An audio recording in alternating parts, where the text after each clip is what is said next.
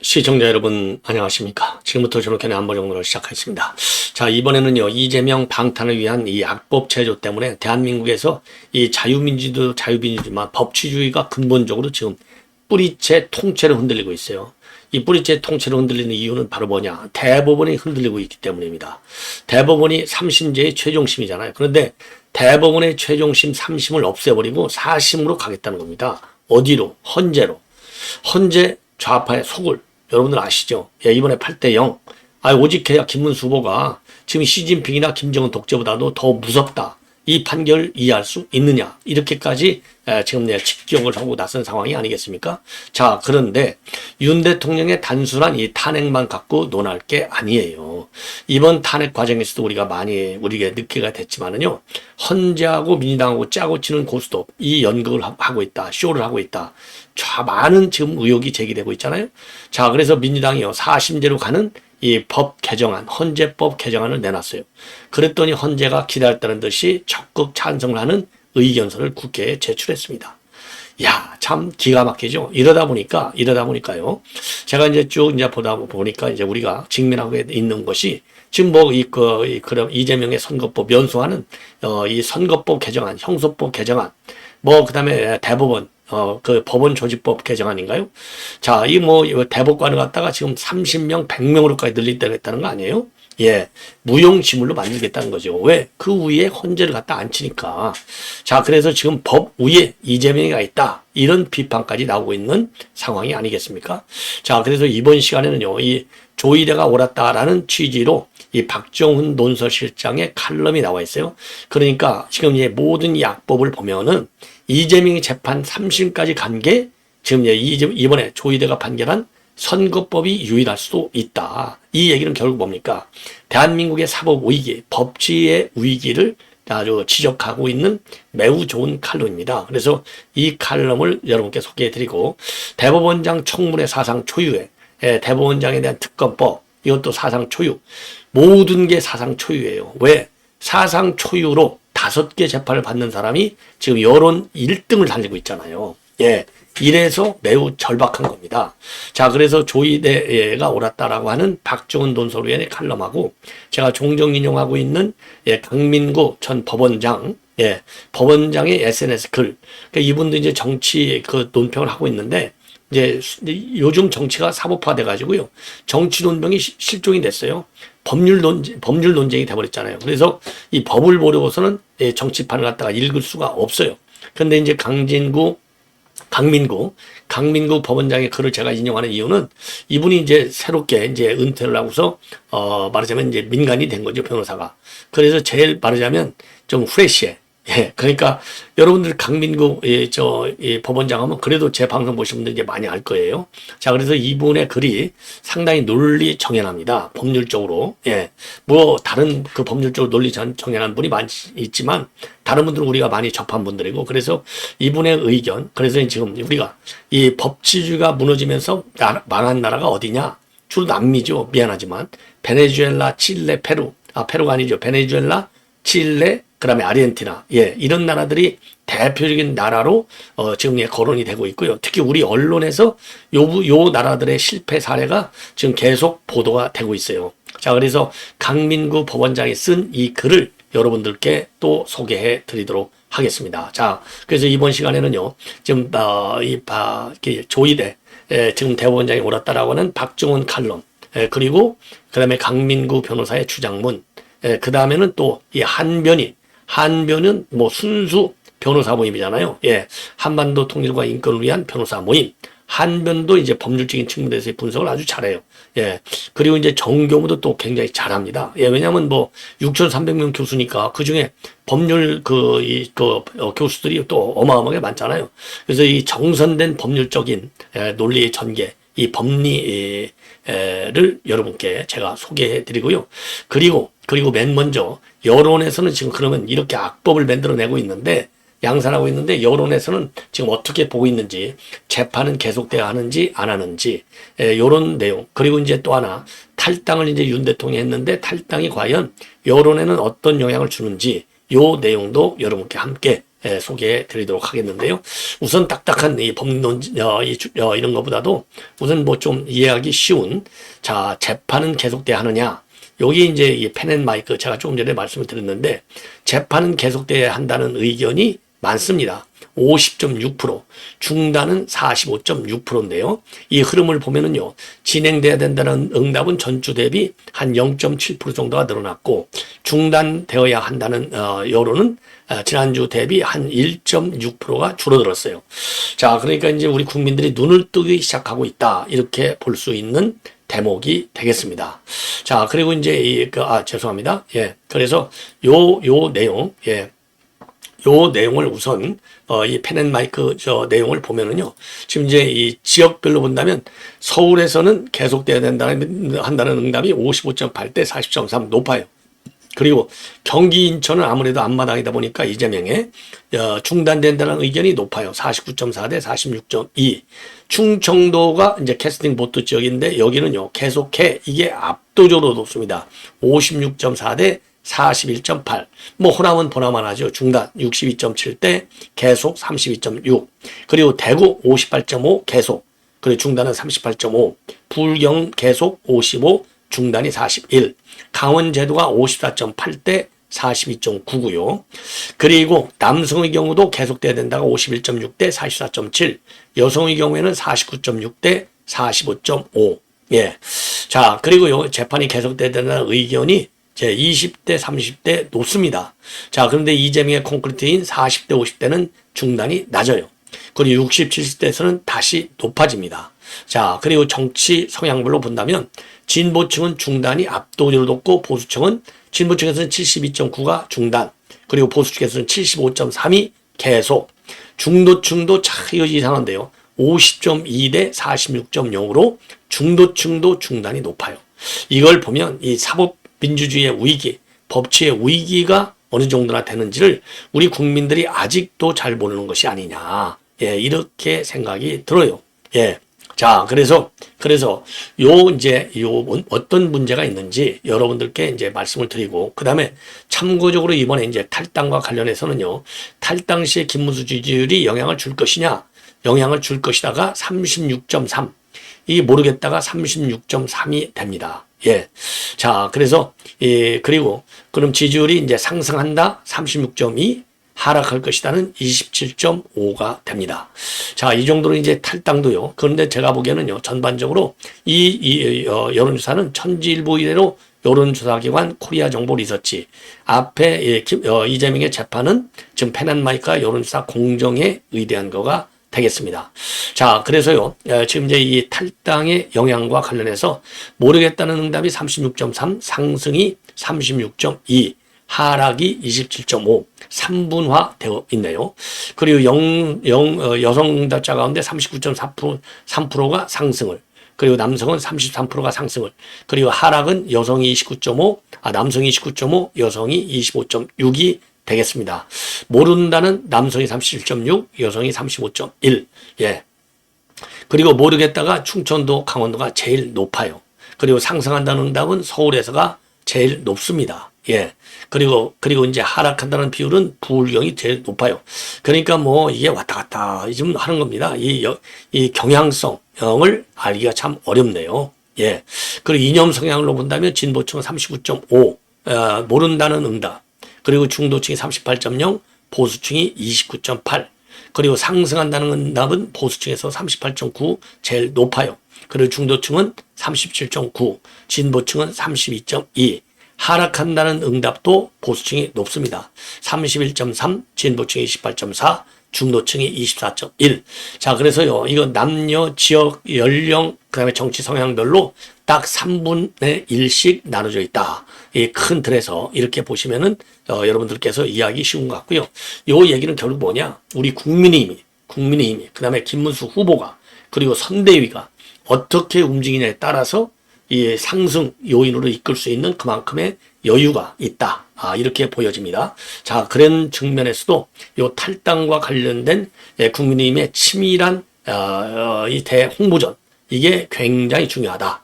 그리고 이와 관련해서는요, 특히 친윤 의원들이 윤 대통령의 의지를 분명하게 좀 보완적으로 설명해야 된다는 여론이, 그런 그 노력이 필요하다는 점을 지적한 것이 아닌가, 이렇게 판단이 됩니다. 자, 그러면 말이죠. 우선 한변의 성명문을 말씀을 드리고, 그 다음에 이제 헌재를 먼저 얘기해야 되겠네요. 헌재, 짜고 치는 고수도 헌재를 먼저 말씀을 드리고, 그리고 나서 여러분께 이 하나씩 말씀을 드리겠습니다. 자, 헌재는 뭐라고 하겠느냐? 이게 이제 40녀와 관련해서요, 당연히 찬성하고 있어요. 기가 막히죠. 자, 이렇게 얘기하고 있습니다. 헌재에 대해서는 이 수정 방향까지, 구체적으로 법을 어떻게 뜯어 고치라고까지 답을 주고 있습니다. 국민의 충실한 기본권 보호를 위해서 재판 소원 제도 도입이 필요하다.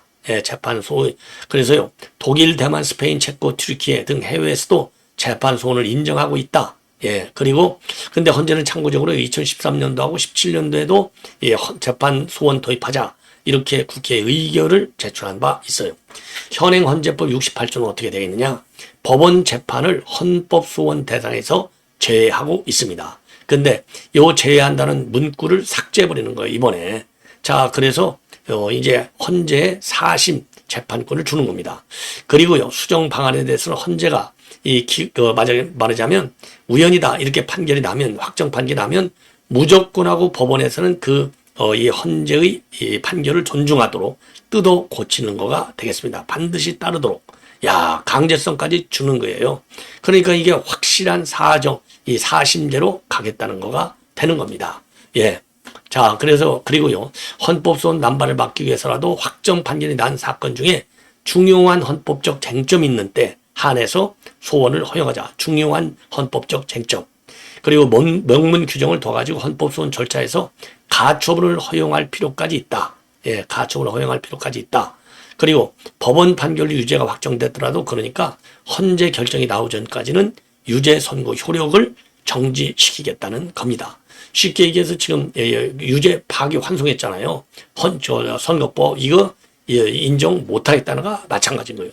이번에 헌법소원을 갖다가 허용하자. 이것도 바로 지금 대법원에서 유죄 확정 판결을 내렸기 때문에 거기에 대한 반발이 되는 것이죠.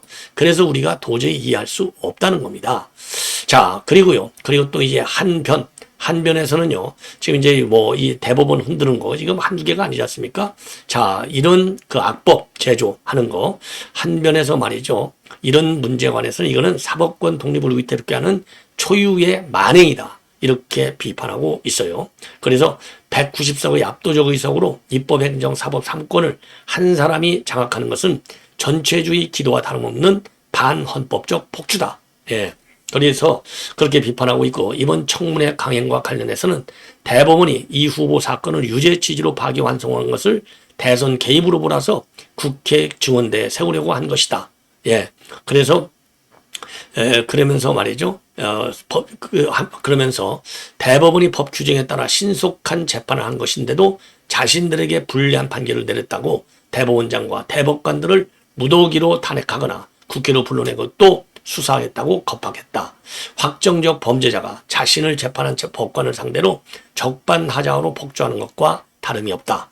사법부 독립을 심각하게 훼손하는 상상하기 어려운 반헌법적 행태이자 사법부의 독립을 보장한 헌법에 명백히 위반이 된다. 이 헌법이 뭐라고 되어 있는데요. 헌법 103조를 보면요, 법관은 헌법과 법률에 따라서 양심에 따라 독립하여 재판한다. 양심에 따라 독립하여 재판한다고 되어 있거든요. 그리고 대법관 증언, 그리고 이제 또 헌법 소원, 재판 소원 도입, 요와 관련해서도 이거는 대법원에 대한 보복성 법안이다. 그래서 민주당 편 판사를 대거 임명해서 대법원을 장악하고 사실상 40년을 도입해서 자기들에게 유리한 판결이 나오도록 하겠다는 의도다. 이렇게 비판하고 있습니다.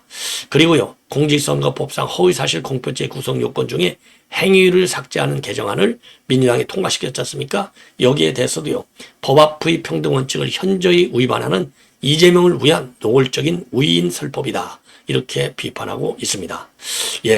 자, 이거 참 기가 막힌 것이죠. 예, 그리고 이재명과 민주당이 대선에서 승리하면 대통령의 거부권 행사가 없으므로 이재명의 선거법 재판 리스크는 대선 직후에 사라진다. 민주당은 판사법 왜곡 처벌법까지 발의했다.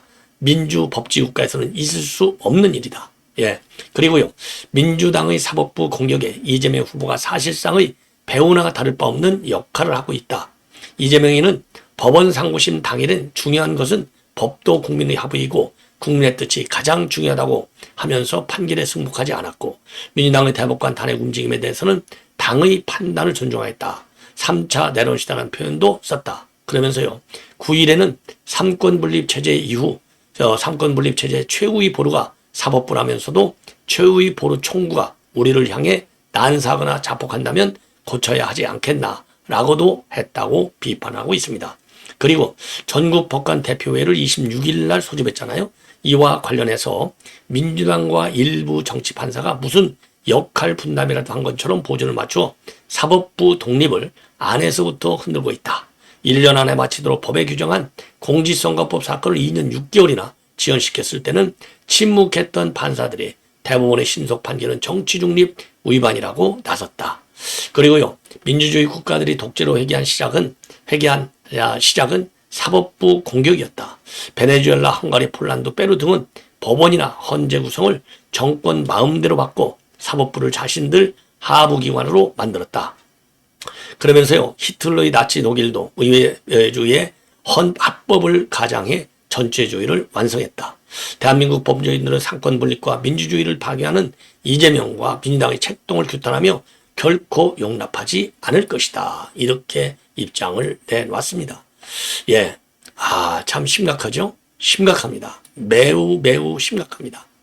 자, 그리고요, 한국리서치가 KBS 의뢰로 지금 조사한 내용을 보면은 국민의힘에서 윤석열 대통령과의 대통령도 예외 없이 재판을 받아야 된다라는 응답이 60%가 됩니다.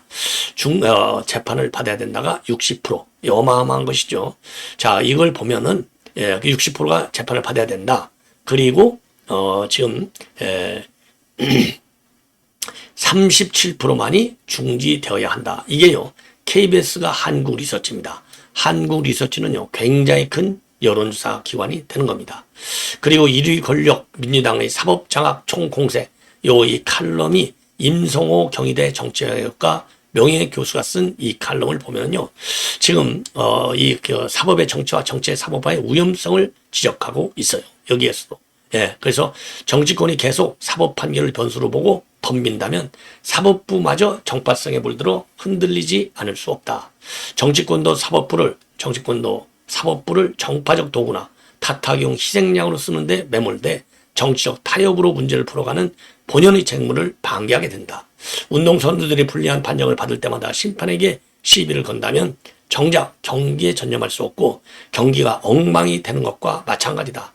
통계 분석 시 소수의 요인만 변수로 잡고 나머지는 상수로 둬야 적실성 있는 결과를 얻을 수 있다. 정치권은 본연의 임무만 변수로 중시하고 사법 판결을 상수로 믿고 수용해야 삼권분립의 조화를 이루고 국민적 비난을 피할 수 있음을 명심하라. 임성호 경희대 정치외교학과 명예교수의 주장이 되고 있습니다. 예. 자, 그만큼 지금 대한민국의 이 법치주의가 흔들리고 있는 그 내용을 지금 아주 강력하게 비판하고 있는 겁니다. 자, 그러면서요, 정치권이 예전보다도 더 사법부 간섭에 열을 올리는 이유 두 가지를 적시하고 있어요. 첫째는 여야의 정파적 양극화 교착이 심해지면서 정치부대에서의 정정당당한 정책 경쟁보다는 상대방을 법적 올가미를 묻고 주도권을 지려고 한 책략적 행태가 늘었다. 예전 같으면 정치권 내에서 타겟했을 사안이 되고 사법부에 맡겨지면서 사법부가 마치 정치 행위자인 듯 정치 블랙홀에 빠진 것이다. 둘째, 자유로운 경쟁과 선거만을 핵심적으로 중시하던 최소 민주주의 패러다임이 절차적으로나 내용상으로 풍부하고 복잡하게 진화하면서 결론내기 힘든 논쟁이 여러 측면에서 발생하고 애매한 불확실성의 영역이 넓어졌다.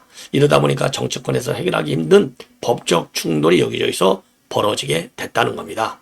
자, 그래서 요게 지금 사법의 정체와 정체의 사법화가 맞물렸다. 요 문제점이 심각하다는 점을 지금 임성호 경희대 정의학과 명예교수가 문화일보 칼럼을 통해서 지적하고 있어요. 상당히 공감이 가는 칼럼이 되겠습니다. 자, 그래서 결론은 뭐냐? 사법부의 판결은 상수로 해결하는 거예요. 상수. 그러니까 그건 사법부의 판결은 판결대로 그대로 존중하라는 겁니다. 이번 대법원 재판 존중하라는 것이죠. 예. 자, 더 이상 양극화를 막아야 되겠다. 예. 자, 그래서 지금 민당이 사법부를 장악하기 위해서 청문회와 입법 공세까지를 취하고 제도 변경의 협박까지 하고 있는 점을 민주주의에 대한 위험으로 지금 지적하고 있는 점이 특징이 아닌가라고 생각이 되고요. 이 박정훈 논설실장 그리고 강민구 법원장의 입장문은요, 제가 별도 방송을 통해서 바로 이어지는 방송에서 여러분께 소개해 올리도록 하겠습니다. 대단히 고맙습니다.